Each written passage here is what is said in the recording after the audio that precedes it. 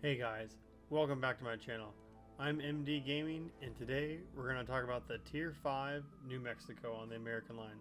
Another slow battleship on the American line, but has pretty good guns. Our commander is going to be William Sims. His base trait isn't going to help us that much because of how much health battleships have, but Andrew Cunningham for that main battery shell grouping is going to be essential, along with the Chino again for main battery shell grouping. Again, focusing on accuracy. On the individual traits, we're doing flammable cannoneer for the range, and then also shell grouping, the risk of catching fire, but we're going to mitigate that. Gyrating drill bits for traverse speed and AP damage. Marksmanship for that main battery dispersion. We're going to do reaching out XXL for the main battery range, and then talking about the legendary skill fight fire with fire to take 9% less damage overall. And then if we get 3 fires and our damage control party is already used up, then it's going to cancel it out. So let's jump into the game and let's talk about the Tier 5 New Mexico.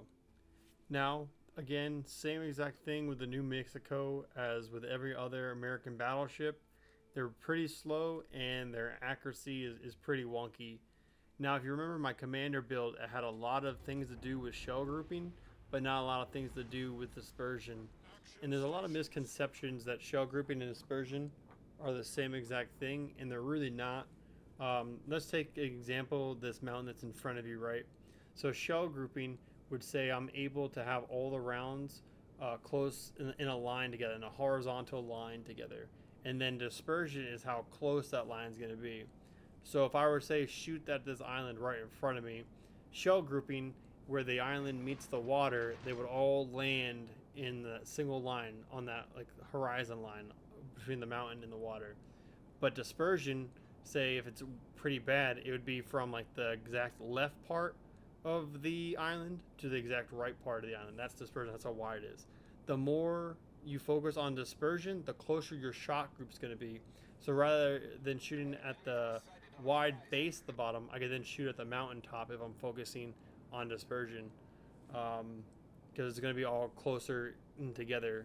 So when you're building out a ship, try to find a good balance between shell grouping and dispersion, because ultimately that's how you're going to have the best mixture.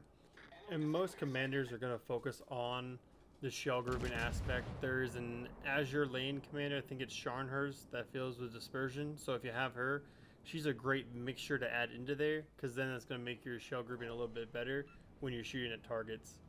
But going on to the game and how to play the New Mexico, as you see, we're just gonna, when you're playing this ship, you want to try to push close as you can. Again, these ships have really good armor, and if you're angling, they're going to be able to take a lot of hits and then do a really good job. This Geneva is going to be my target for the most part. That's where, again, we're focusing on target prioritization. You always want to try to go after cruisers rather than battleships, especially at long distances, unless someone's given a broadside, right? So say like I am giving broadside right now to that New Mexico, he's doing a great job focusing on me. You really want to do, just figure out what target is the best one to shoot out. So all the battleships around me are actually angled pretty well against me, and so I'm just in a very bad position. As a battleship player though, you need to be pay attention to the map. If you saw right in front of me, there is smoke. And so because there's smoke, that means there's a destroyer. Since there's 3 destroyers and I'm all by myself out in this sea cap, it is okay to turn around. You're going to probably take some hits to the broadside, right? And probably take a lot of damage. But pushing forward is the foolish thing to do, because ultimately it's just going to lead to torpedoes from whatever destroyer is out there. So it's okay to retreat, regroup. So what I'm hoping is, I'm hoping that I can draw in these enemies. And again, that's what's so great sometimes about American battleships, is they're so slow that other enemies will just follow you, because like, all right, I can get some good torpedoes off if I just, keep pushing forward. So this is allowing the enemy to come out of hiding, try to basically eliminate me. And it is insane how crazy it is if you turn around on any type of ship, go in the opposite direction, the enemy thinks that they're winning, so they're going to start pushing, and they're going to put themselves out of position. So don't ever be afraid to turn around and try to find a better route and reset yourself. Now, a lot of people throw themselves in reverse. It's very situational dependent, right? Because sometimes it's better to turn around and get that extra speed going forward, but sometimes it's better just to throw yourself in reverse. Again, it depends on what type of enemies you're facing. Here, I need speed because I have a cruiser and a destroyer. If I threw myself in reverse, that destroyer would be able to get me with his torpedoes no problem. So again, target prioritization, I'm going to focus on the Geneva. And then as you can see, I have now help with my other battleships because now they're focusing on the Geneva also because he's now pulled himself out all the way into open water. And then the destroyer up at A, because that New Mexico was focused on me, he pulled himself out. And again, he now is at the bottom of the ocean. The Mitsugi, again, since I'm running away, he's trying to get me because he thinks I'm the only target rather than being patient. So he's trying to get close because his torpedoes aren't going to be able to reach me unless he's at a closer distance. And so he has to throw himself and actually get spotted. So when you're playing these type of ships with battleships and everything, just know, like with the New Mexico, with all the other type of battleships, it's okay to kind of run away and play. And then again, focusing on target prioritization, switching over to HE when able. And the New Mexico's HE is actually very good. So if you see yourself with the opportunity of actually using the HE on the New Mexico, use it. Set fires at far distances. I actually should have used it in the beginning against the Geneva when it actually was bow into me. But now, because we have the upper hand, I have two battleships on my side. We're able to turn around and then ultimately go back on the offensive. In some battleships, their main game is to play cat and mouse, and I would say it would be a good thing to say the American battleships are like that. They're not going to be your snipers in the back, and they're not going to be your battle cruisers with secondaries that go off the wall and destroy everyone in the front. You have to find that happy medium of where the perfect space is for the American battleship. When you go up higher tiers of, say, like the Iowa, then you're a flanker, and then if, like, say you have the Kansas, now you're more of a sniper because the Kansas guns are amazing. But really, for the majority, from the tiers, from tier 4 all the way up to tier 6, this is like a mid-range type of battleship. Again, these type of ships, they have a lot of good armor. They're really great at angling, so that's where you're going to make your money with the American battleships. Now, since we're a lot further distance away, we're kind of pushed in the far side of the American battleship line. Again, since they're not snipers, you're going to want to try to aim a little bit above the water line and a little bit below that midline. That's the ideal spot at further distances because it just gives your rounds a little bit more area to clearance. So when you're shooting at further distances, again, battleship dependent. What I'm telling you here for the American battleship is not going to be the same for, say, the Japanese battleship, but that's where you're going to try to aim as much as possible. And that's, again, like how I got the Citadel. And as you can see, now we're just trying to get the angle on the New Mexico. The only way, if you were playing on a division, is you would try to have these other battleships that are at sea right now try to flare a little bit to the right, and that would create an issue for the New Mexico with angling, because he'd have to choose which battleship he wanted to angle against.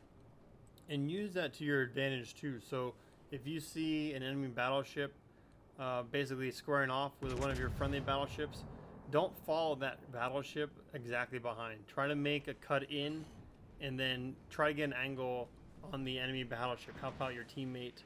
Again, this is a prime example of, say, the New Mexico being amazing at HE. He just did one shot, had 2 fires, and I had to use my damage control because that's a lot of damage over time that would have happened, right? And then ultimately here I am trying to shoot at that water line. Again, just a little bit above that water line is really where you want to aim. It's where you're going to get the most damage output possible. 5 penetrations, no citadels. That's kind of rough. And he's firing another HE salvo, and boom, 2 more fires, permanent for an entire minute, because my cooldown is going to take a minute in itself. So the damage over time that he's going to do with those HE fires is amazing. So if you want to use HE or if you want to use AP in the New Mexico, either is fine. They're both really good. They're both really powerful. But again, going back to the fire and everything, so I have time tombs fire, but you gotta remember that's 9% less damage I'm taking over time because of fight fire with fire, even though I don't have that ×3. So it is a very good perk to have. It saves your life a lot of times. Prior to this, a will to rebuild would have been a great choice also, because then you could get close to a teammate and you could probably heal yourself quicker than 2 fires could destroy you. Well, ultimately, now they did the rework of Will to Rebuild, fight fire with fire is definitely the better perk to have. It's going to save your life more times than not. Like, I probably would have already been dead by now if I didn't have it. This Mitsugi is actually a pretty good player. He knows that he can push in fire torpedoes, fire his smoke, and then get right back out of it. So, hats off to him and getting that Congo off the board. So now what we're just trying to do is we're going to try to mitigate the points lost. Then the way we're going to do that is we're just going to try to sit right on the outskirts of C.